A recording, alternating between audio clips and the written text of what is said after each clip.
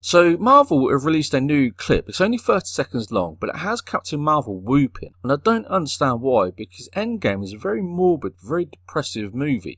Because it's based on essentially genocide. Half the world's population has been killed off, and half the Avengers have been killed off by Thanos.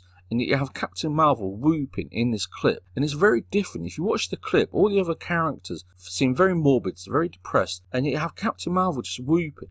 And it's filled me with this dread that she does actually kill Thanos. Because this is her celebrating. She's killed Thanos and now she's celebrating. So I'm really surprised they've put this in because it's completely out of tone with the whole movie. And I've also purchased my ticket. So I bought my ticket and I'm now filled with this horrible feeling that Captain Marvel is going to ruin it all. This whole blockbuster series of movies that have lasted for 10 years is now going to be ruined by this really boring character. She has a really boring backstory compared to characters like Incredible Hulk and Spider-Man. It's really boring, and even as a comic book character, if you compare it to other movie characters like Superman or Batman, her background, her story of how she's arrived is really boring. There's no substance to it. And the standalone Captain Marvel movie has the worst critic reviews of any Marvel Cinematic Universe movie. So it shows that she's not a great character. She's boring, her movie isn't very good, and yet she's whooping in this clip. And I know it's silly. It is kind of silly that I'm annoyed by a character whooping.